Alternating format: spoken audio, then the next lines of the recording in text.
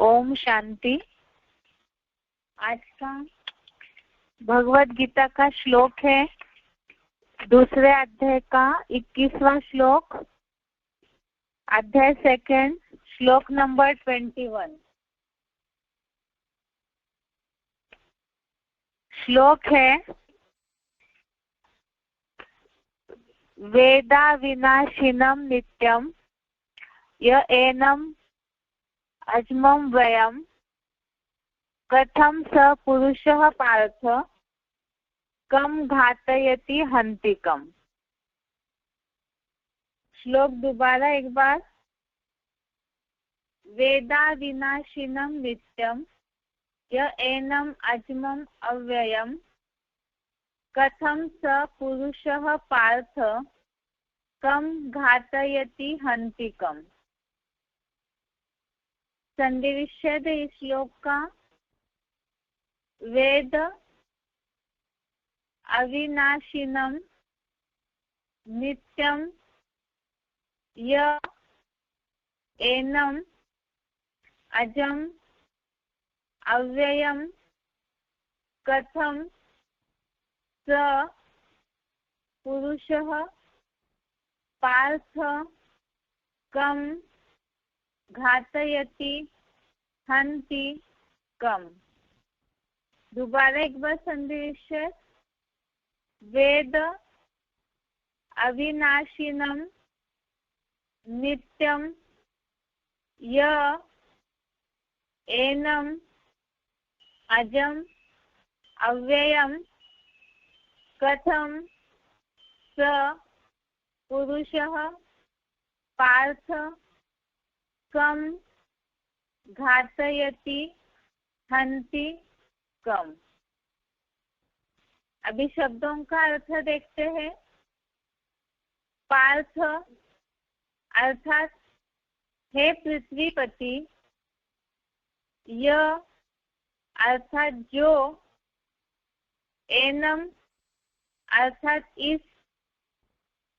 इसको, नित्यम अर्थात नित्य, अजम अर्थात जन्म रहित, अव्ययम अर्थात अक्षय, अविनाशिनम अर्थात अविनाशी, वेद अर्थात जानता है, स पुरुषः अर्थात वह आत्मा, कम अर्थात किसको, कथम अर्थात कैसे, घातयति अर्थात मरवाता है, कम अर्थात किसको, हंति अर्थात मारता है। शब्दों का अर्थ दोबारा देखते हैं।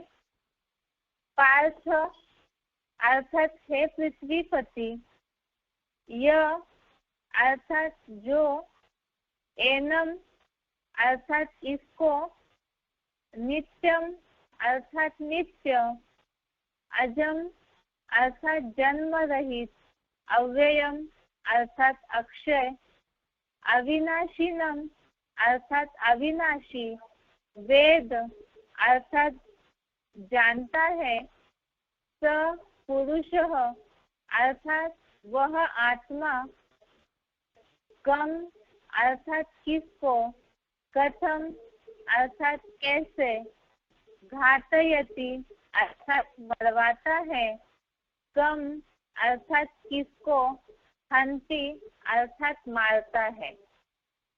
इस श्लोक का अर्थ है, हे पृथ्वीपति, जो इसको नित्य, जन्म रहित, अक्षय, अविनाशी जानता है, वह आत्मा किसको कैसे मरवाता है, किसको मारता है।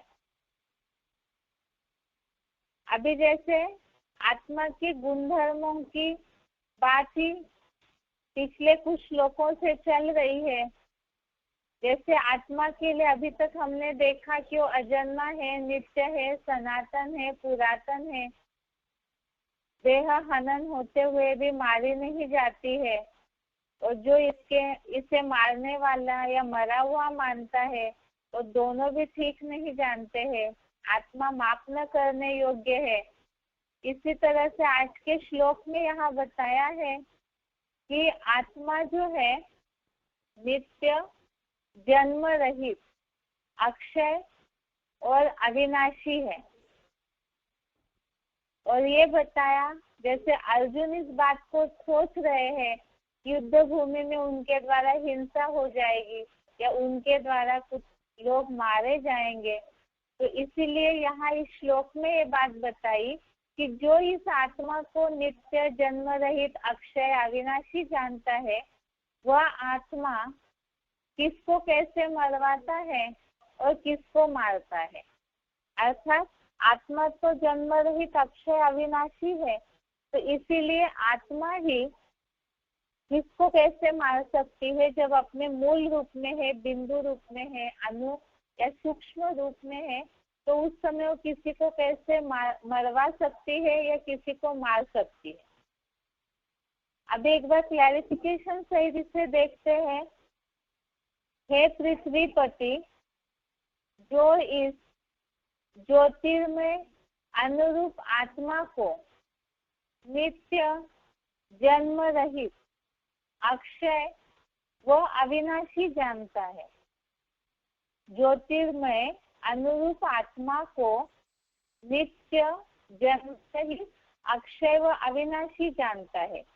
अर्थात यहाँ आत्मा जब अपने मूल स्वरूप में, जब प्रकृति के कनेक्शन में नहीं आई हुई है, उस समय वो ज्योतिर्मय अनुरूप अति सूक्ष्म आत्मा जो है वो नित्य है, अर्थात सदैव रहने वाली है, अपने मूल रूप में जन्म रहित है, अर्थात रची नहीं जाती, क्रिएट नहीं की जाती, क्योंकि वो अनादि है। अक्षय है, अर्थात उसका क्षय नहीं होता है। जो यहाँ शब्द आया है अव्ययम, अर्थात तो क्षीण नहीं होती है, क्योंकि आत्मा सूक्ष्म ज्योति रूप एक पॉइंट ऑफ लाइट है, तो उसके अक्षय होने का सवाल नहीं कि कम होती हो या घटती हो। और अविनाशी है, अर्थात उसका किसी भी तरह से विनाश नहीं किया जाता है।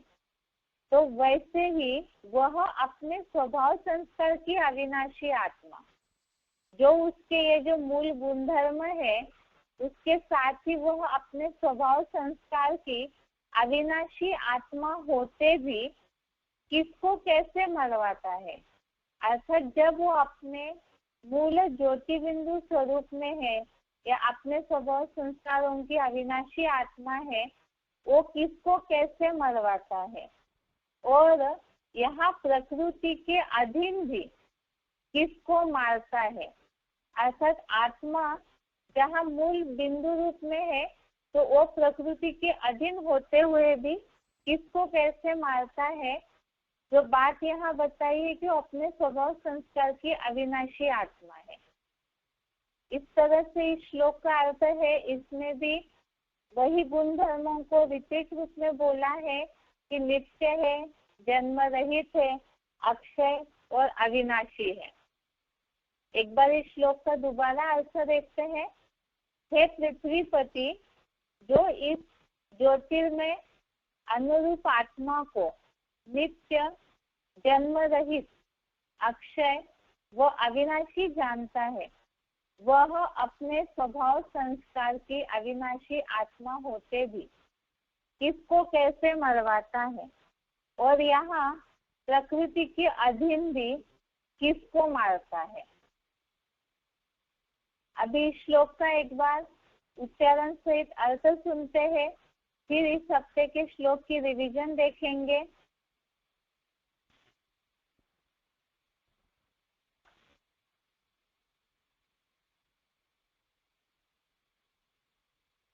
वेदा विनाशिनं नित्यं येन मजमव्ययम् कथं स पुरुषः पार्थ संघातयति हन्तिकम्। हे पृथ्वीपति, जो इस ज्योतिर्मय अनुरूप आत्मा को नित्य, जन्म रहित, अक्षय व अविनाशी जानता है, वह अपने स्वभाव संस्कार का अविनाशी आत्मा होते भी किसको कैसे मरवाता है और यहाँ प्रकृति के अधीन भी किसको मारता है।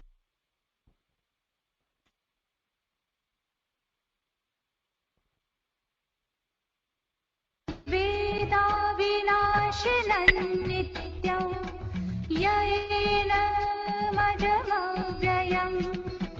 कथं स पुरुषः पार्थ संघातयति हन्तिकम्। हे पृथ्वीपति, जो इस ज्योतिर्मय अनुरूप आत्मा को नित्य, जन्म रहित, अक्षय व अविनाशी जानता है, वह अपने स्वभाव संस्कार का अविनाशी आत्मा होते भी किसको कैसे मरवाता है और यहाँ प्रकृति के अधीन भी किसको मारता है।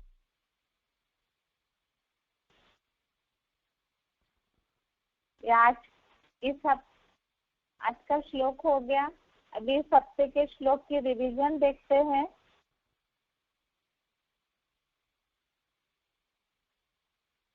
पहला श्लोक है दूसरे अध्याय का 16वां श्लोक।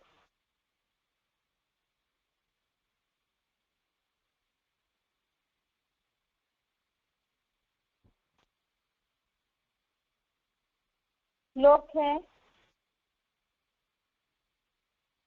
अध्याय सेकंड श्लोक नंबर 16। नासतो विद्यते भावो ना भावो विद्यते सतः उभयोरपि दृष्टान्तस्तन्वयो इस्तत्व दर्शभिः। अर्थात असत का अस्तित्व नहीं होता एवं कोई भी सत्य का कल्पांतकारी महाविनाश में या किसी भी चतुर्युगी में अभाव नहीं होता। जैसे सृष्टि बीज महादेव आदम देह से भी सदाकाल है और रहेगा। इन सत दोनों का भी निर्णय कपिल जैसे तत्व ज्ञानियों द्वारा देखा गया है।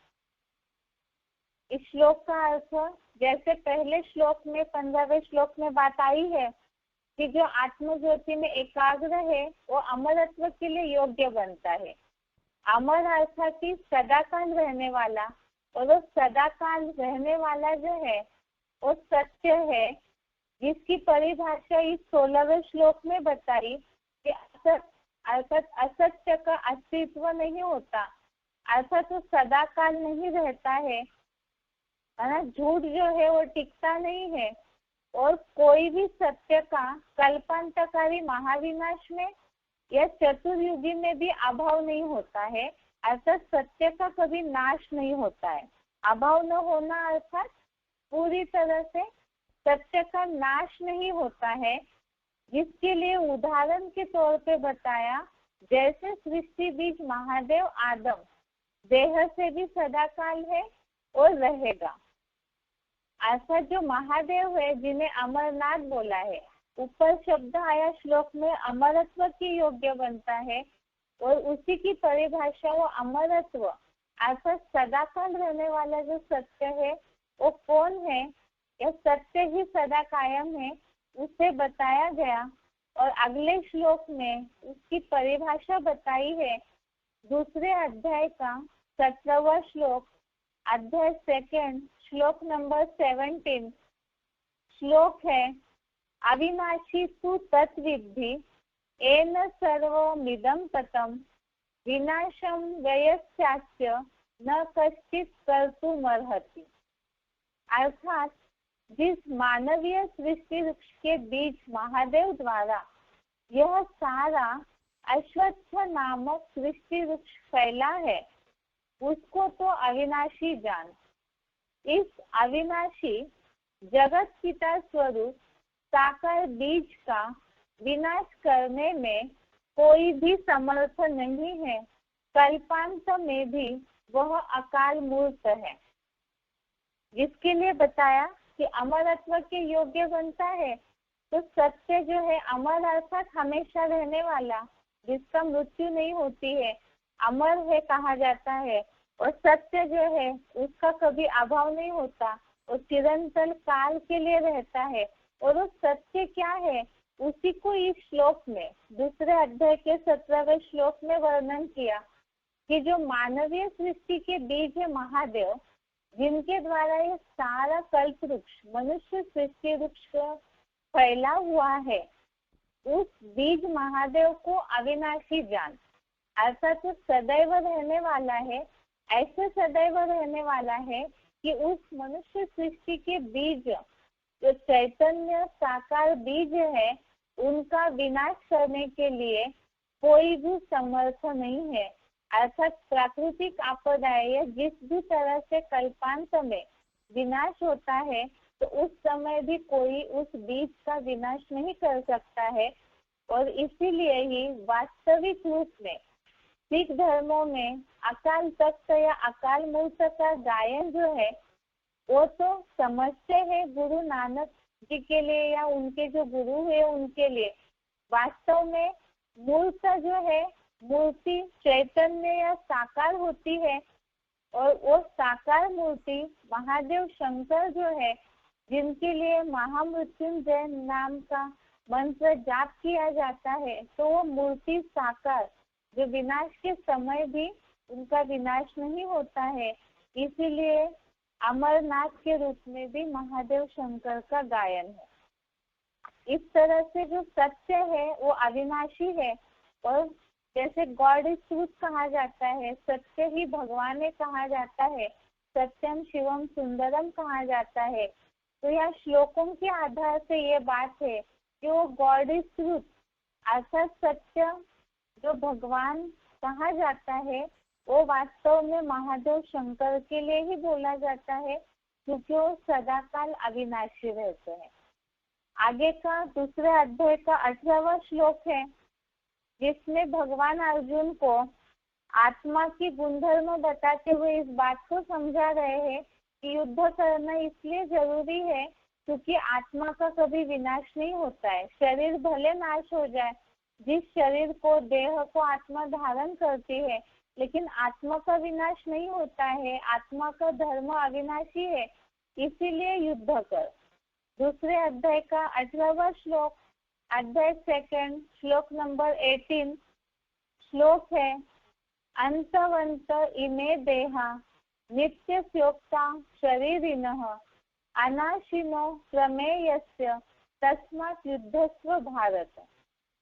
अर्थात ऐसे तो नित्य अविनाशी माप न करने योग्य अन्य सभी अनुरूप अति सूक्ष्म देहधारी आत्माओं के ये शरीर चतुर्युगी के जन्म जन्मांतरों में भी नाशवान कहे हैं। अतः हे भरतवंशी धर्म युद्ध कर, क्योंकि आत्मधर्म ही अविनाशी है। यहाँ पर जो आत्मा का गुणधर्म बताया है, आत्मा नित्य है, अविनाशी है। जो श्लोक में शब्द आया है अप्रमेयस्य, अर्थात आत्मा माप न करने योग्य है, इसलिए क्योंकि वो अति सूक्ष्म और अनुरूप है। और इसीलिए ही ऐसी सूक्ष्म आत्मा के ऊपर कोई भी प्राकृतिक तत्वों का असर नहीं होता है। इसीलिए मूल रूप में आत्मा अविनाशी है जब वो सूक्ष्म ज्योति बिंदु या अनुरूप की स्टेज में है। देह का भले विनाश हो जाए, लेकिन आत्मा का विनाश नहीं होता है। यहाँ जो शब्द पहले बोला है, ऐसे तो नित्य अविनाशी माप न करने योग्य अन्य सभी अनुरूप अति सूक्ष्म देहधारी आत्माओं के शरीर, अर्थात ऊपर के श्लोक में जो बात आई है, महादेव जो सृष्टि के बीज है, उनके तो शरीर का भी विनाश करने के लिए कोई इस सृष्टि पर समर्थ नहीं है। लेकिन उस तुलना में बाकी जो है इस सृष्टि के पत्ते और नंबरवार कहीं ना कहीं समय के लिए, कम या ज्यादा समय के लिए सृष्टि मंच को छोड़ते हैं, और इसीलिए ही देहधारी आत्माओं के शरीर नाशवान कहे गए हैं, ऐसे बोला है। अर्थात आत्मा तो अविनाशी है, लेकिन शरीर का विनाश काल में नाश हो जाता है, इसीलिए बात बताई है। आगे दूसरे अध्याय का 19वां श्लोक, अध्याय 2 श्लोक नंबर 19 श्लोक है, य एनं वेत्ति हन्तारं यश्चैनं मन्यते हतम् उभौ तो न विजानीतो नायं हन्ति न हन्यते। अर्थात जो इस देहधारी आत्मा को मारने वाला समझता है और जो इसे कभी मरा हुआ मानता है, वे दोनों ही ठीक नहीं जानते। देह वो देह रूप वृक्ष का बीज है। यह आत्मा कल्पांत के महाविनाश में भी न किसी को मारता है और न मारा जाता है। अर्थात जो यहाँ बताया है कि आत्मा जो है इस शरीर का, यह देह रूपी वृक्ष का बीज है। अर्थात इस बीज के द्वारा इस शरीर जो है वो चलता है। तो इसमें बताया कि देहधारी आत्मा को मारने वाला या जो इसे कभी मरा हुआ मानता है, वे दोनों ही ठीक नहीं जानते। अर्थात आत्मा देह को धारण करती है। जैसे आगे के कुछ श्लोक में आया है कि देह रूपी वस्त्र को सहज सहज उतारती है, या शरीर जो है शरीर रूपी वस्त्र को पुराना होने पर छोड़ती है। तो शरीर धारण करना और छोड़ना अलग बात है। और मूल रूप में आत्मा के लिए यह बताया कि ये देह को धारण करती है, इसलिए आत्मा मूल रूप में किसी को मारती या मरती है, ऐसे सही नहीं है। क्योंकि आत्मा मूल रूप में विनाश काल में भी न किसी को मारता है न मारा जाता है, क्योंकि वो सूक्ष्म ज्योति है। विनाश काल के समय में, उस समय में आत्मा उस शरीर को छोड़ देती है। तो आत्मा के ऊपर प्रकृति के कोई तत्वों का या कोई भी आपदाओं का असर नहीं होता है।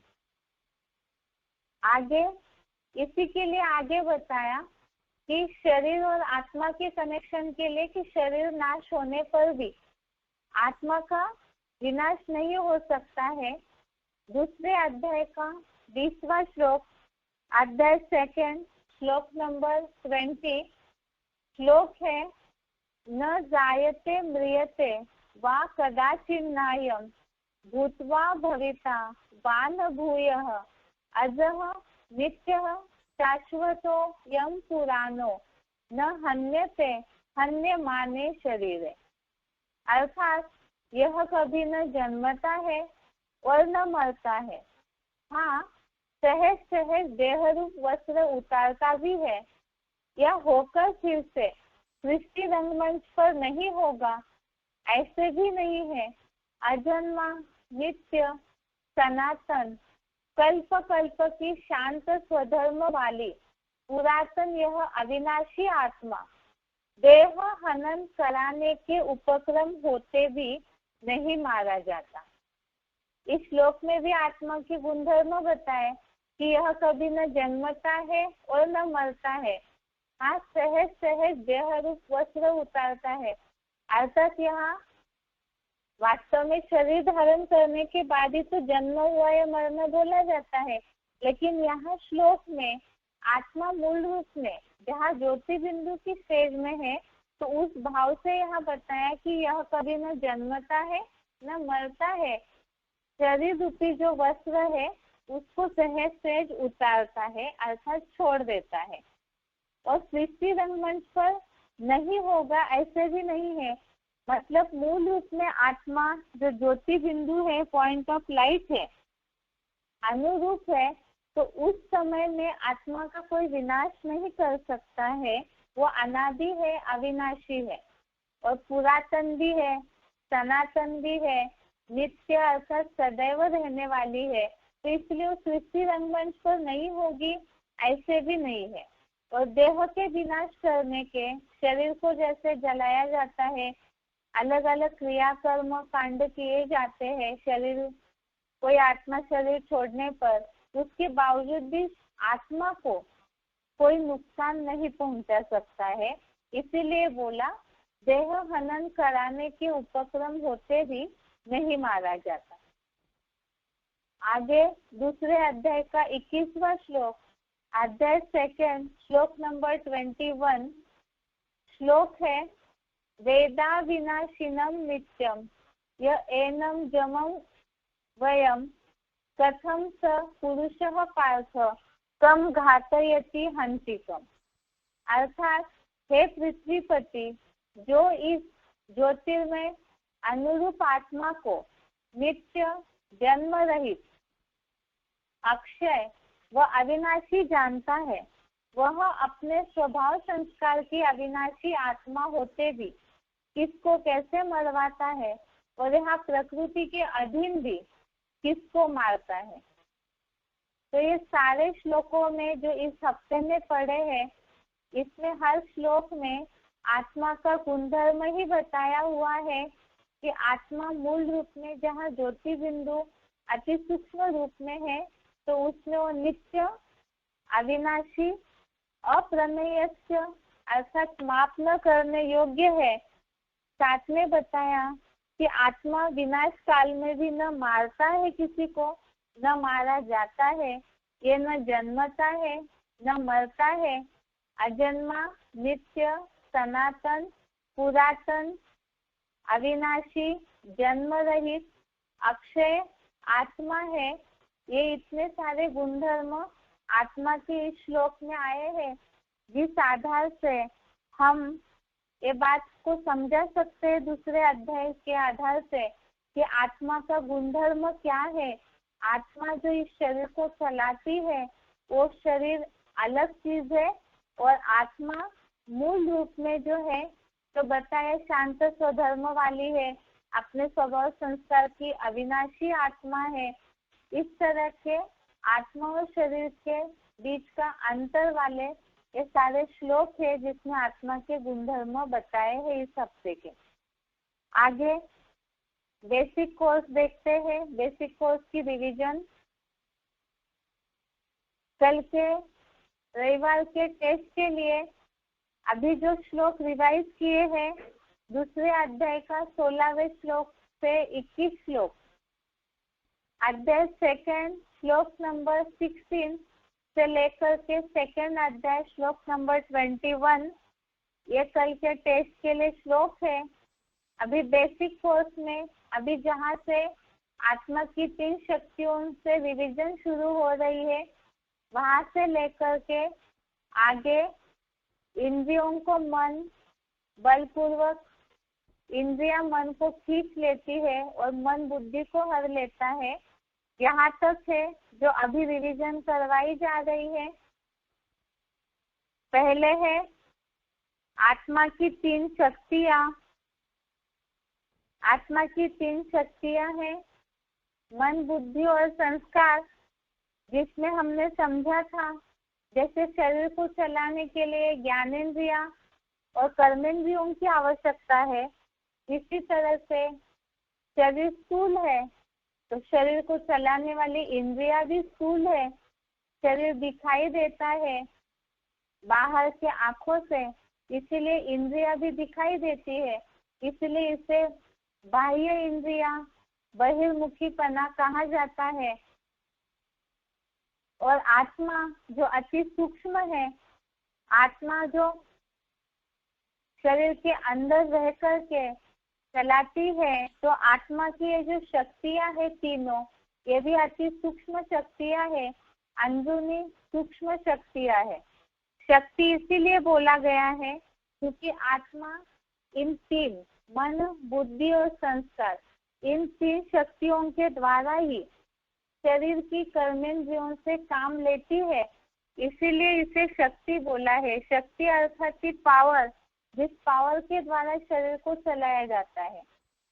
अब इसमें सबसे पहले है मन अर्थात संकल्प शक्ति।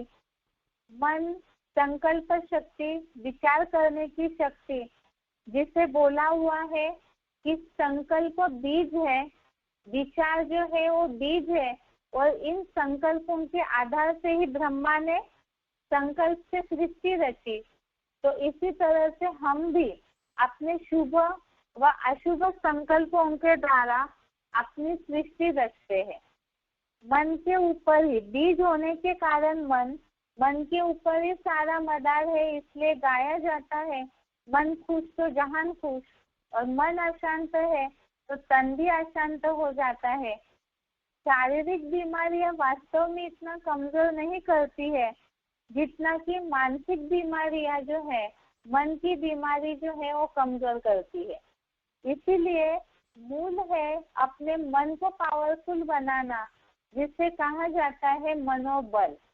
आज मनोबल क्षीण हुआ है सबका, संकल्प शक्ति में क्षीण हुआ है, अर्थात मन के संकल्पों में जो निगेटिविटी आई है, उल्टे सुलटे अनेक संकल्प करते हैं, तो उसके कारण ही मन की ताकत कमजोर हुई है। और ये मन कमजोर होने के कारण मानसिक बीमारियां, डिप्रेशन जैसी बीमारियां और शरीर की भी अलग अलग बीमारियां निर्माण होने लगती है। इसीलिए ही मन के ऊपर, मन के संकल्पों के ऊपर सारा मदार है। इसीलिए ही बोला जाता है जैसा संकल्प होगा वैसी वाचा और कर्म होंगे। जो बोला जाता है मनसा वाचा और कर्मणा। तो इससे जिज्ञासुओं को ये बात समझाई जा सकती है, संकल्पों में मूल रूप में सुधार करना है तो वाणी और कर्म में सुधार होगा। मनोबल को बढ़ाना जरूरी है और तब बढ़ेगा जब पॉजिटिविटी होगी। और मन जो अश्व की तरह, घोड़े की तरह चंचल है, दौड़ते रहता है, अनेक संकल्पों की रचना जब होती रहती है, जिसपे कंट्रोल न होने के कारण ही एकाग्रता की शक्ति मनुष्य की घटी हुई है। और इसीलिए इस एकाग्रता की शक्ति को बढ़ाना है। मन को, संकल्पों को जितना कम चलाएंगे उतना ही मन की एकाग्रता की शक्ति बढ़ेगी। और जब ये शक्ति बढ़ेगी, पॉजिटिव संकल्पों को चलाने की प्रैक्टिस होगी, तब ही मनोबल बढ़ सकता है और शरीर भी उससे निरोगी बनने में मदद मिलेगी। इसी के लिए दूसरी बात है कि अब ये मनोबल कम हो चुका है, तो इसे कंट्रोल करने का उपाय भी तो कुछ होगा। मन के ऊपर इतना सारा निर्भर है जिम्मेवारी, मन की संकल्पों के आधार से ही सारा जीवन चलता है, तो इसे कंट्रोल करने का क्या उपाय है? रिवीजन में जो बातें बताई जा रही है वो इस कोर्स का लिंक भी है। इसीलिए जहाँ जहाँ टॉपिक की बात बताई जा रही है तो वहाँ नोट करने से ये फायदा है कि कोर्स बताने की लिंक आसानी से बुद्धि में रहेगी। जैसे पहले हमने समझा, मन आत्मा की 3 शक्तियां हैं, मन, बुद्धि और संस्कार। इसमें सबसे पहले मन, संकल्प शक्ति। तो इस संकल्प शक्ति का क्या कार्य है, संकल्प शक्ति के ऊपर क्या क्या डिपेंड है वो बताया। अब मनोबल कमजोर हुआ है, मन की चंचलता बढ़ी हुई है और इसीलिए मनुष्य अपने जीवन में असफल है। इसीलिए ही अब देखना है कि मन को कंट्रोल करने का उपाय क्या है। लोग तो समझते हैं दुनिया में कि मन कंट्रोल नहीं हो सकता, लेकिन असंभव तो इस दुनिया में कुछ भी नहीं है। मन कंट्रोल करने का उपाय है अभ्यास और वैराग्य। इसके लिए ही गीता में 6वें अध्याय का 34वां श्लोक, अध्याय 6 श्लोक नंबर 34, इसमें अर्जुन ने भगवान से पूछा, ये मन तो बहुत चंचल है, इंद्रियों को मत डालता है, अर्थात जबरन खींच लेता है, तो इस वायु समान मन को रोकना बहुत मुश्किल है।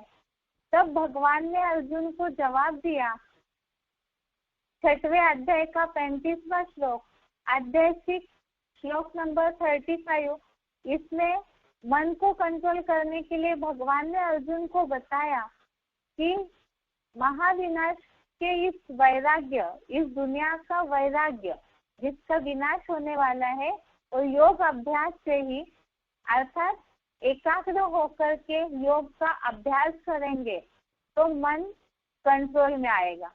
लेकिन ये मन, केवल मन की चंचलता ही एकमात्र कारण नहीं है मनुष्यों के दुखों का, उससे और भी डिपेंड है, क्योंकि आत्मा की और भी 2 शक्ति अभी बाकी है और ये तीनों अरस परस है। तो इसके लिए अभ्यास और वैराग तो करना है, लेकिन साथ में क्या करना चाहिए, जिससे और एक शक्ति है जो मन से भी शक्तिशाली है, जिसे समझना जरूरी है, जिसके आधार से मन कंट्रोल करना आसान हो सकता है। और वो क्या है, जैसे घोड़ा है, बहुत दौड़ता है, तो जो घोड़े को चलाने वाला है, रथी, सारथी, तो उसे लगाम को पकड़ के रखना जरूरी है, नहीं तो घोड़ा तो दौड़ते रहेगा और कुछ न कुछ नुकसान करेगा। तो इसी तरह से ये मन रूपी घोड़ा जो है, ये तो बताइए कंट्रोल में आएगा अभ्यास और वैराग्य से, लेकिन उसके लिए वो अभ्यास और वैराग्य भी कैसे आएगा, तो उसके लिए मन से बड़ी शक्ति है बुद्धि, जिसके लिए हमने कठोपनिषद का जो श्लोक है उसका वर्णन देखा है कि शरीर को रथ समझो, जीवात्मा को रथी समझो, अर्थात इस रथ का स्वामी है आत्मा। शरीर रथ है, इसका स्वामी मालिक है आत्मा, बुद्धि इसका सारथी है, इंद्रिया इसके घोड़े है और मन इस घोड़ों की रस्सी है। तो बुद्धि इस मन रूपी रस्सी को पकड़ के रखे, तो इंद्रिया जो विषय भोगों का सेवन करने में अर्थात सुख भोगना चाहती है, इंद्रिया आंखों का सुख, मन कर्मेंद्रियों का सुख, जीभ का सुख, कानों का सुख, ये जो सुख भोगना चाहती है इंद्रियों रूपी घोड़े, तो उससे मन को कंट्रोल करेंगे बुद्धि के द्वारा, तो ऑटोमेटिकली ही उसमें सफलता मिल सकती है। और बुद्धि सारथी के ऊपर पूरी जिम्मेवारी है मन को कंट्रोल करने की। अभ्यास और वैराग्य तब होगा जब मन के ऊपर बुद्धि का कंट्रोल हो। लेकिन हुआ क्या है, ये बुद्धि सारथी जो है अभी यही वास्तव में कमजोर हुआ है। अब बुद्धि सारथी, बुद्धि क्यों कमजोर हुई है, समझ शक्ति, निर्णय शक्ति, परखने की शक्ति और ये सारी ही कमजोर हुई है। उसका कारण क्या है, बुद्धि की समझ शक्ति कमजोर होने का कारण है क्योंकि बुद्धि से भी शक्तिशाली कोई चीज है। बुद्धि से शक्तिशाली है बुद्धि दाता भगवान, और उस भगवान की, ईश्वर की सही पहचान या सही ज्ञान बुद्धि में न होने के कारण ही बुद्धि सबकी क्षीण हुई है। क्योंकि बुद्धि से बहुत सारी चीजें ग्रहण की जाती है, जैसे बोला जाता है हाथ से कैच की जाती है कोई चीज, वैसे बुद्धि से कोई चीज कैच की जाती है, जिसे बोला जाता है समझ शक्ति। ज्ञान को ग्रहण किया जाता है बुद्धि के द्वारा, समझ को ग्रहण किया जाता है। लेकिन ये बुद्धि बहुत सारी जगह मन की चंचलता में प्रभावित होकर भटकते रही, अनेक जगह पे बुद्धि ठिकाना ढूंढते रही, और जो एक ठिकाना है भगवान, उसे न समझने के कारण आज मनुष्य की बुद्धि कुमति हुई है, खराब हो चुकी है, क्षीण हो चुकी है। जिसे बोला है जहाँ सुमति वहाँ संपत्ति नाना, जहाँ कुमति वहाँ विपत्ति निधाना। अब इसके लिए क्या करना जरूरी है, बुद्धि जो कमजोर हुई है इसके कारण मन के ऊपर पूरी तरह से लगाम नहीं लगा पा रही है, कंट्रोल नहीं कर पा रही है, तो इससे ये इंद्रिय रूपी घोड़े अपना सुख भोगने के लिए, क्योंकि इंद्रियों को तो सुख चाहिए और मन उससे प्रभावित होकर के पतन की ओर ले जा रहा है। इसका कारण क्या है, लोग सोचते हैं कि वास्तव में दुनिया दुखों का कारण है, लेकिन स्वचिंतन से ये समझना जरूरी है जो हमने श्लोक के आधार से समझा। मन की चंचलता, बुद्धि की कमजोरी से नुकसान हुआ है मनुष्य का कि आत्मा स्वयं अपना शत्रु बनी हुई है, जिसके लिए गीता में भी भगवान ने अर्जुन को समझाया। 6वें अध्याय का 5वां श्लोक, अध्याय 6 श्लोक नंबर 5, इसमें बात आई है कि आत्मा जो है वो अपना शत्रु है। कब शत्रु है, जब वो भ्रष्ट इंद्रियों के आचरण में अपने आप को ले जाती है, तब आत्मा अपना शत्रु है। इसीलिए 6वें अध्याय के 5वें श्लोक में बताया है आत्मा को भ्रष्ट इंद्रियों की अधोगति में न जाने दे, क्योंकि ज्योति बिंदु आत्मा अपना सहयोगी मित्र है। लेकिन कब है, जब जो श्लोक आया है इसमें उद्धरेणात्म आत्मानम, अर्थात आत्मा को खींच करके उनकी स्टेज में मन बुद्धि को ले जाना है।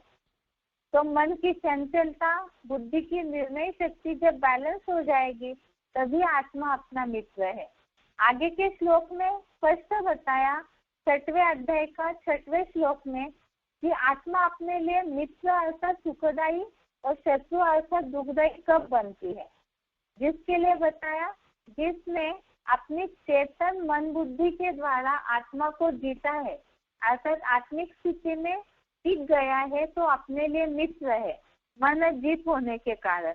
और देह अभिमानी जिनकी मन चंचल मन वाली क्षीण बुद्धि है तो आत्मा अपने लिए शत्रुता करने में तत्पर है। इससे ये समझाया जा सकता है कि आत्मा वास्तव में अपना मित्र और शत्रु खुद ही है और मनुष्य अपने दुखों का कारण खुद ही है। क्या कारण है? बुद्धि क्षीण क्यों हुई है? बुद्धि क्षीण होने का कारण है मन चंचल हुआ है। बुद्धि अनेक जगह भटकते रही, मन जहाँ जहाँ दौड़ा बुद्धि वहाँ भी दौड़ती रही और इसके कारण बुद्धि कमजोर हुई। इसका परिणाम गलत निर्णय हुए। जो पहले देखा हमने, बुद्धिमानों की बुद्धि की सही पहचान न होने के कारण अज्ञानता आ गई और अज्ञानता के कारण गलत निर्णय लिए गए। गलत निर्णय इतने लिए गए, अज्ञानता इतनी गहरी हो जाती है कि सही निर्णय न ले पाने के कारण ही पूर्व जन्मों के संस्कार जो है वो भी बुद्धि को कंट्रोल करते रहते हैं कि बुद्धि जो है पूरी तरह से अज्ञानता में ढक जाती है। अब अज्ञानता से बुद्धि ढक जाती है इसीलिए दुखों का कारण हुआ, लेकिन मूल अज्ञान क्या है? उस अज्ञान का मूल अज्ञान जो पापों का बाप है उसे समझना जरूरी है, जिससे समझ में आएगा कि बुद्धि क्षीण क्यों हुई है, बुद्धि किस अज्ञानता की धूल में ढकी हुई है। तो अर्जुन ने भगवान से पूछा है कि पाप का मूल देहभान है। अर्जुन ने भगवान से 3रे अध्याय के 36वें श्लोक अध्याय 3 श्लोक नंबर 36 में पूछा कि किसकी प्रेरणा से यह पुरुष पाप करता है। तो भगवान ने उत्तर दिया 3रे अध्याय का 37वां श्लोक अध्याय 3 श्लोक नंबर 37। इसमें बताया है कि रजोगुण से पैदा यह काम विकार और यह सत्यानाशी क्रोध बहुत पापी है, बहुत भोगी है, इनको तू वैरी समझ। अब पाप का बाप है देहभान, जो रजोगुण से निर्माण हुआ। अर्थात जब से द्वापर युग आया तब मनुष्य अपने को देह समझने लगे, आत्मा को भूल गए और आत्मा को भूल करके जब देहभान में आए तो ये जो बोला जाता है देहभान जो है वो बाप है अज्ञानता का। आत्मा ये मूल ज्ञान है कि हम आत्मा है और शरीर जो है पर जो प्रकृति से बना हुआ है, इस शरीर के भान में आने के कारण सबसे पहले आता है काम विकार और उसके बाद बाकी उसके भाई आने लगते हैं। इसीलिए सबसे बड़ा अज्ञान है जो देहभान से सबसे पहले आया, कामनाएं, इच्छाएं। देह का सुख भोगने की इच्छाएं जहाँ निर्माण होने लगी देहभान के कारण, तो वही सबसे पहले अज्ञानता का कारण बना। अब इसका क्या परिणाम हुआ? ऐसे जो अज्ञानता का कारण बनता है ये काम क्रोध लोभ मोह विकार, तो वही असुरों के लक्षण है, नर्क के द्वार है। असुर जिन्हें अज्ञानी बोला जाता है तो ये नर्क के द्वारों में मनुष्य को खींच के ले गए, जिसके लिए हमने 16वें अध्याय का 4था श्लोक देखा, अध्याय 16 श्लोक नंबर 4। इसमें बात आई है पाखंड, घमंड, देह का अभिमान, क्रोध, कठोरता, बेसमझी, ये राक्षसी संपत्ति से जन्म लेने वालों के अवगुण है, गुणधर्म है। और साथ साथ 16वें अध्याय का 16वां श्लोक अध्याय 16 श्लोक नंबर 16, इसमें भी 5 विकार ही असुरों के लक्षण है, नर्क के द्वार है, ये बताया गया। इसमें बताया है कि अनेक विचारों में भटके हुए संबंधियों के मोह जाल में घिरे हुए और काम भोग में पूरे आसक्त हुए। काम भोग में पूरे आसक्त हुए अर्थात अपनी देह, संबंधियों का मोह जाल अर्थात देह के संबंधी और उनकी पूर्ति के लिए अनेक विचारों में भटके हुए रो रो नरक में गिरते हैं। तो जहाँ आत्मा को भूल गए, ज्योति बिंदु स्टेज जो हम आत्मा है, इस स्थिति की अज्ञानता आ गई, देहभान बढ़ने लगा और उसी के कारण ही नरक की शुरुआत हो जाती है, जिसके लिए बताया है काम क्रोध लोभ ये तीनों ही नरक के द्वार है, इन्हें तुम त्याग दो। 16वें अध्याय के 21वें श्लोक में, अध्याय 16 श्लोक नंबर 21 में इस बात को बताया गया कि इन जो नरक के 3 द्वार है इन्हें त्यागना है।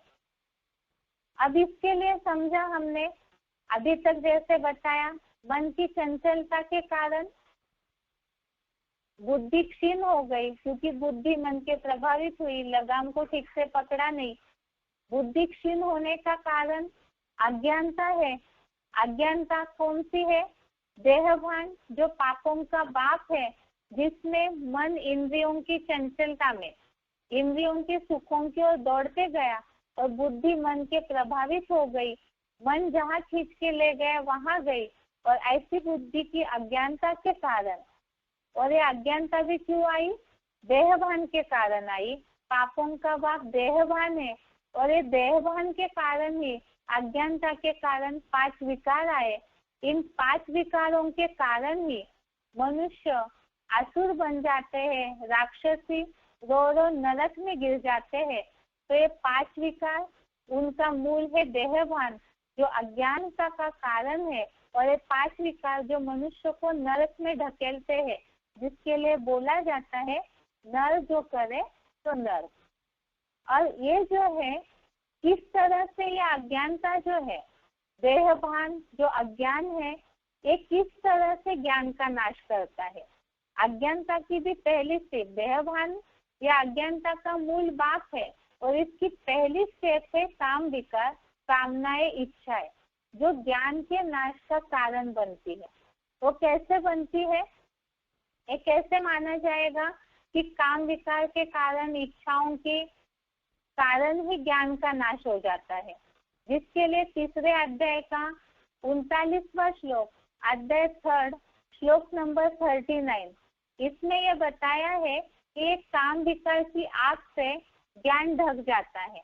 अर्थात ये इंद्रियों का जो भोग भोगने की इच्छाएं है, वो इतनी तीव्र हो जाती है कि आग की तरह मनुष्य को अपने में पूरा लपेट लेती है। तो उस समय जो समझ शक्ति है, निर्णय शक्ति है, वो पूरी ही कमजोर हो जाती है, नष्ट हो जाती है। इसी के लिए बोला है ज्ञान ढक जाता है।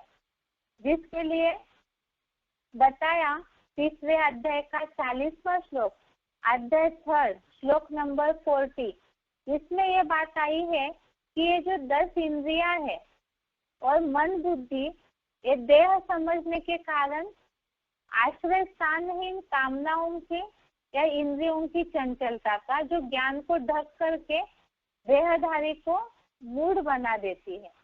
वो भी कैसे?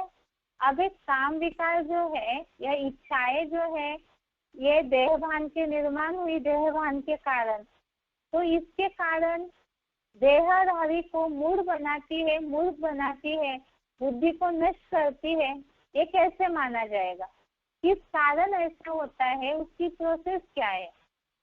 जिसके लिए दूसरे अध्याय का 62वां श्लोक और 63वां श्लोक, अध्याय 2 श्लोक नंबर 62-63, इसमें ये समझा है काम विकार से बुद्धि नष्ट होती है, वो कैसे होती है। जिसके लिए बताया कि जन्म जन्मांतर के संस्कार पड़े हुए हैं मनुष्यों में इंद्रियों का सुख भोगने के, और उसके कारण देह को स्मरण करते हैं, देहभान में बुद्धि को रमन कराता है मनुष्य, क्योंकि आत्मा का ज्ञान नहीं रहा। जब आत्मा का ज्ञान नहीं रहा तो देहभान में ही बुद्धि रमन करती है। तो ये जो विषय भोग, जन्म जन्मांतर जो सुख भोगा है इंद्रियों का, इसका ध्यान करने के कारण, इसके संकल्प करने के कारण पुरुष को उस विषय में अटैचमेंट निर्माण होता है, आसक्ति निर्माण होती है। मन के संकल्पों में इस तरह की आसक्ति या कामनाएं, इच्छाएं निर्माण जहाँ होने लगती है और उन इच्छाओं की पूर्ति नहीं होती है तो क्रोध आता है। और क्रोध ऐसे होता है, जो बोला कि क्रोधी के घर के मटके भी सूख जाते हैं। काम को भी आग बोला है, क्रोध को भी आग बोला है। यह ऐसा आवेग है इन दो विकारों का, जो पूरी तरह से ये आग बुद्धि को पूरा भ्रष्ट कर देती है, नष्ट कर देती है। जिसके कारण देखा जाता है कि जो उदाहरण दिया था कोर्स समझाते समय ही, कि आज की दुनिया जो पूरी भ्रष्टाचार में लिप्त है, या जितने भी हिंसक कार्य हो रहे हैं दुनिया में, तो उसका मूल कारण, जो मुरली में भी शिव बाबा बोलते हैं, कामेशु क्रोधेशु। काम की आस पूरी नहीं होती है तो क्रोध आता है, और क्रोध जो है पूरी तरह से स्मृति का नाश करके बुद्धि को नष्ट कर देता है। तो इसीलिए ये बताया, मन की चंचलता ने बुद्धि को क्षीण किया। बुद्धि की क्षीण होने का कारण है, मन की चंचलता का कारण है देहभान, देहभान की अज्ञानता, और बुद्धि की क्षीण होने का कारण है बुद्धिमानों की बुद्धि जो परमात्मा है उनकी सही पहचान न होना। साथ में देहभान, देहभान के कारण सबसे पहले आई कामनाएं। कामनाओं का ध्यान करते करते इच्छाओं में आसक्ति इतनी ज्यादा निर्माण होती है, जो बोला इच्छाएं कभी अच्छा नहीं बनने देती। जब उन इच्छाओं की पूर्ति नहीं होती है तो क्रोध आता है। क्रोध के कारण उस आग से बुद्धि की स्मृति नष्ट हो जाती है, और बुद्धि नष्ट हो गई तो सब कुछ नष्ट हो गया। अब इसके लिए क्या करना जरूरी है? आप सब तो देहभान में रह करके गिरते रहे। आत्मा का ये पाठ भगवान आकर के इसीलिए पढ़ाते हैं ताकि हम खुद को समझे कि हम वास्तव में क्या है। दुखों का मूल कारण सब जानते हैं कि आज हर मनुष्य दुखी है। बहुत धन वाला भी दुखी है और जिनके पास कुछ नहीं है वो भी दुखी है। लेकिन कारण, दुखों का कारण, जहाँ भी जीवन में समस्या आई तो हर दुख का कारण मनुष्य ने दूसरों को ही जिम्मेवार समझा। लेकिन वास्तव में पर चिंतन ही पतन का कारण है, जिसके लिए हमने देखा पुरातन जमाने के साधु संतों ने भी कहावत लिख के रखी, बुरा जो देखन मैं चला, बुरा न मिलिया कोई, जो दिल खोजा आपना, मुझसे बुरा न कोई। अर्थात 5 विकारों के कारण, देहभान के कारण, मैं देह हूँ, इस बात को समझने के कारण ही दुख निर्माण होते रहे। तो देह तो पर है, क्योंकि वो जन्म जन्मांतर चेंज होते हैं। तो इस पर को आत्मा प्रवेश करके, आत्मा इस शरीर को कुछ समय के लिए कार्य करने के लिए धारण की है, लेकिन इस देह को ही सब कुछ समझ बैठी। देह के सुख, इंद्रियों के सुखों को सब कुछ समझने के कारण ही बुद्धि नष्ट हो गई और खुद ही अपने लिए शत्रु बन गए। अब इसके लिए क्या करना जरूरी है? जब पर में बुद्धि लपेटी गई तो पतन होते गया। तो इसके लिए उपाय है स्वचिंतन करे और स्वस्थिति में टिके। क्यों करना है ऐसे? क्योंकि पता चल गया पर चिंतन से, देह की चिंता से ही, देह में बुद्धि रमन करने के कारण ही आत्मा अपना शत्रु बनी है। तो इसीलिए उसका उपाय, इस बीमारी का उपाय स्वचिंतन करे, स्वस्थिति में टिके। और इसीलिए परमात्मा आकर के सबसे पहले, अब मनुष्य की बुद्धि तो क्षीण हुई है, उनके इतना ज्ञान ढका हुआ है बुद्धि का, वो तो जानते ही नहीं है कि स्वचिंतन क्या होता है, स्वस्थिति क्या होती है। और इसीलिए ही भगवान आकर के बुद्धि का जो दाता है वो इस बात का, आत्मा के अंदर का ज्ञान देते हैं। आध्यात्म ज्ञान, आध्यात्म विद्या जिसे कहा है, इसके द्वारा ही स्वचिंतन क्या है, स्वस्थिति क्या है, उसे समझा जा सकता है। जिसे परचिंतन पतन की जड़ है, वैसे स्वचिंतन उन्नति की सीढ़ी है। इसीलिए ही स्वस्थिति क्या होती है, आत्मिक स्थिति क्या होती है, उसे समझना जरूरी है। क्यों समझना जरूरी है? अब तक देह जो बाह्य इंद्रिया है उसमें बुद्धि रमन करने के कारण, बहिर्मुखी होने के कारण दुखी हो गए। समझ में आ गया स्थूल जो देह है उसके सुख में रमन करने से कुछ नहीं मिलता है, देहभान के कारण ही हम दुखी है, परेशान है। इसीलिए ही बोला गया है अंतर्मुखी सदा सुखी, अर्थात आत्मा जो सूक्ष्म है, सूक्ष्म में बहुत ताकत होती है। तो जब आत्मा जो अपने मूल रूप में शांत है, पवित्र है, आनंद स्वरूप है, तो उस स्थिति को अंतर्मुखी होकर के सोचेंगे, उस आत्मिक स्थिति में, ज्योति बिंदु स्थिति में टिक जाएंगे, तभी स्वर्ग का अनुभव होगा। जिसके लिए अभी भी श्लोक समझा, उद्धरेणात्म आत्मानम, अर्थात आत्मा को जहाँ ज्योति बिंदु की स्थिति में ले जाएंगे तो आत्मा अपना मित्र बनती है। जिसके लिए तीसरे अध्याय का 17वां श्लोक, अध्याय 3 श्लोक नंबर 17, इसमें बताया है स्वस्थिति क्यों समझना जरूरी है, स्वचिंतन क्यों करना जरूरी है, क्योंकि उसी से सुख मिल सकता है जो आत्मा में प्रीति वाला, आत्म तृप्त है, आत्मा में संतुष्ट है, उसके लिए कोई कार्य नहीं रहता है। और ये देह जो है वो पर है, देहभान वो पर है, इसके चिंतन से ही दुखी हो गए। तो इसका उल्टा करें, स्वधर्म में टिके। और स्वधर्म क्या है? आत्मा, मैं ज्योति बिंदु आत्मा हूँ, यही स्वधर्म है। और इस स्वधर्म में टिकने के लिए भी गीता में ही बताया हुआ है, जिसे बोला परचिंतन पतन की जड़, स्वचिंतन उन्नति की सीढ़ी। इसे गीता में भी समझाया है। तीसरे अध्याय का 35वां श्लोक, अध्याय 3 श्लोक नंबर 35, इसमें बताया है श्रेयान् स्वधर्मो विगुणः परधर्मा स्वनुष्ठिता स्वधर्मे निधनम श्रेय परधर्मो भयावह। इसमें ये बात बताई है स्वधर्म का पालन करने से आत्मा का धर्म प्रकृति के धर्म से श्रेष्ठ है। आत्मा का धर्म, स्वधर्म, प्रकृति अर्थात देह का जो धर्म है उससे श्रेष्ठ है। और देह अभिमानियों का धर्म खतरनाक है। तो इसीलिए यहाँ श्लोक में ही बात आई, स्वधर्म श्रेष्ठ है, परधर्म खतरनाक है, अर्थात स्वचिंतन उन्नति की सीढ़ी है और परचिंतन पतन का जड़ है। अब इस स्वस्थिति में कैसे टिके, ये तो समझ में आ गया। परचिंतन करने से गिर रहे हैं, मन इंद्रियों के सुखों में, देहभान में भागता है, उसके कारण दुख निर्माण हुआ। तो अब स्वस्थिति में टिके कैसे? स्वधर्म ही अपना धर्म है, आत्मिक स्थिति, आत्मा ज्योति बिंदु है, इसमें मन बुद्धि को एकाग्र करना, यही वास्तव में सुख का कारण है। अभी स्वस्थिति में टिके कैसे? ये तो तुरंत होगा नहीं, क्योंकि मन को इंद्रिय सुखों की आदत लगी हुई है, तो बार बार वो इंद्रिय सुखों की ओर दौड़ेगा ही। अब इसे कैसे समझा जाएगा? जैसे कि आत्मिक स्थिति में पूरी तरह से नहीं है, तो जिन भी इंद्रियों से हमने सुख लिया है तो मन बार बार उसकी चाहना करेगा।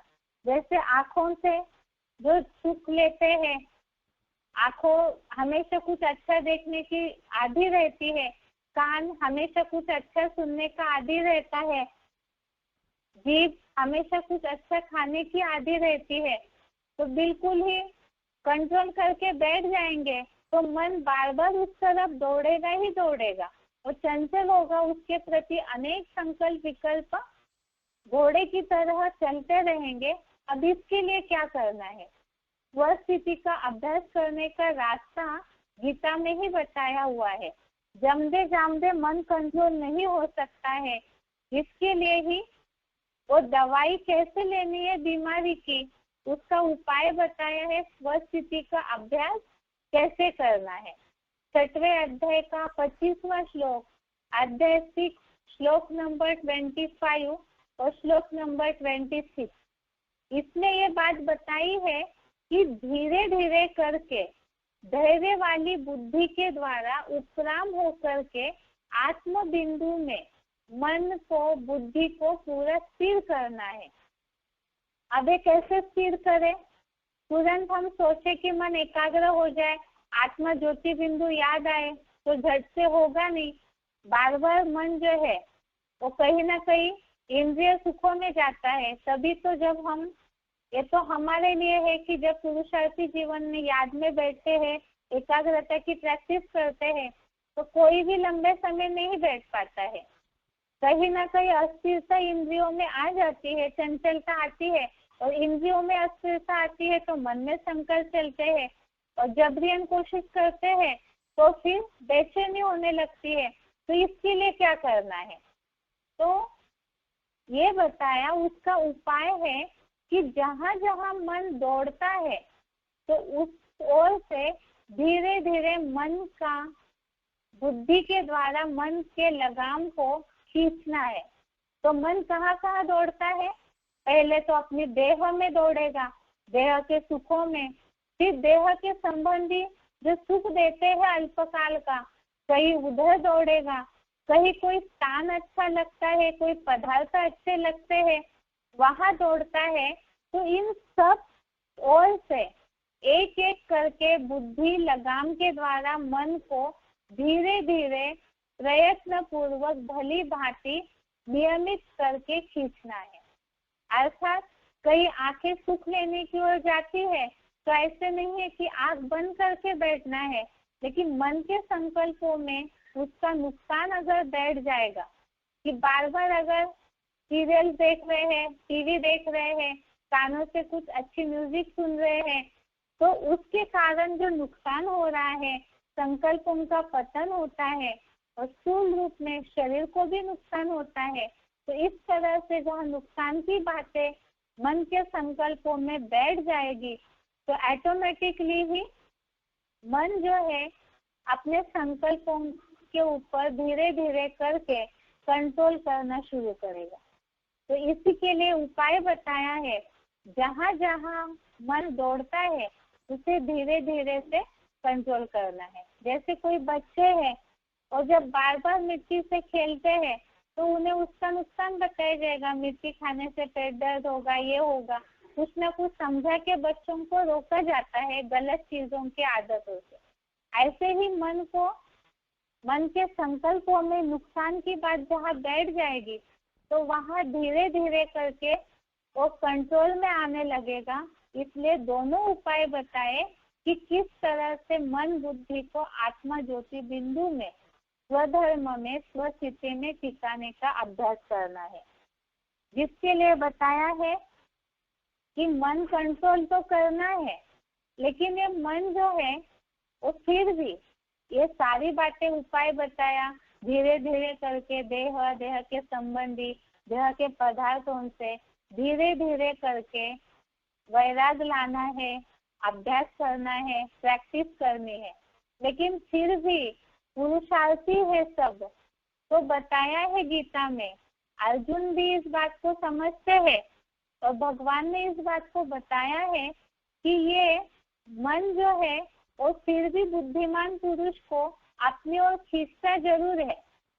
दूसरे अध्याय का 60वां श्लोक, अध्याय 2 श्लोक नंबर 60, इसमें बताया इंद्रिया जो है वो मन को खींच लेती है। यहाँ हम समझ रहे हैं मन को कंट्रोल करना है, तो मन जहाँ इंद्रिय सुखों में दौड़ता है तो धीरे धीरे उसको वैराग्य दिलाना है मन के संकल्पों में। लेकिन फिर भी आदतें ऐसी है कि इंद्रिय जो है वो अपने सुखों की ओर खींचेगी जरूर मन को, क्योंकि जन्म जन्मांतर की आदत है। इसमें यही बात बताई कि बुद्धिमान पुरुष की अच्छे से अच्छे मत डालने वाली नेत्र और कामेंद्रिय सहित अन्य इंद्रियां मन को बलपूर्वक खींच लेती है।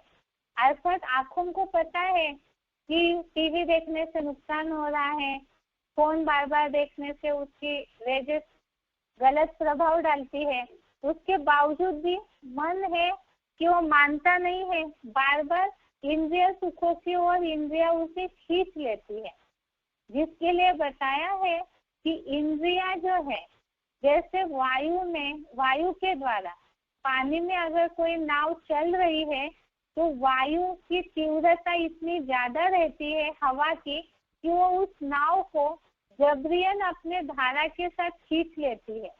इसी तरह से ये जो इंद्रियों की सुख भोगने की आदत है, वो इस वायु की तरह ही मन जो चंचल है वो बुद्धि को भी खींच लेता है, वायु की तरह हर लेता है, अर्थात निर्णय शक्ति को, समझ शक्ति को कमजोर करता है।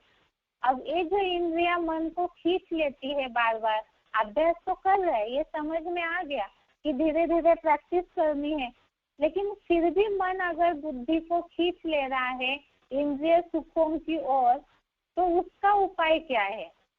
इंद्रिया मन को खींचती है और मन इंद्रिय सुखों की ओर दौड़ता है, दोनों भी है, क्योंकि दोनों का आपसी कनेक्शन है। तो इसीलिए क्या करना है, दोनों को भी कंट्रोल करने का उपाय बताया है कि अब इंद्रियों को कैसे कंट्रोल करना है। जैसे कछुआ है वो अपनी इंद्रियों को समेट लेता है, तो इसी तरह से मनुष्यों को भी कर्म करते हुए अपने इंद्रियों को समेटने की, अर्थात विस्तार को संकीर्ण करने की शक्ति आनी चाहिए, उसका पुरुषार्थ होना चाहिए।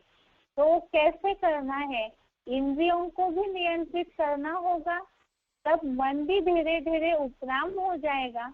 अब उसे कैसे करना है, इसे हम अगले हफ्ते समझते हैं। आज के लिए यहाँ तक ही। रिवीजन करते समय जो भी श्लोक नंबर बताए गए हैं, उन श्लोकों को, उनके भावार्थों को जरूर पढ़िए, क्योंकि परीक्षा में बेसिक कोर्स से रिलेटेड जो भी श्लोक है उसके भावार्थ को लेकर के ही प्रश्न पूछे जाते हैं, इसीलिए उसके भावार्थों को पढ़ना जरूरी है। उसके अलावा अभी तक जो रिवीजन हुआ है उसी आधार पर कल के संडे टेस्ट में प्रश्न पूछे जाएंगे। आज के लिए यहाँ तक ही।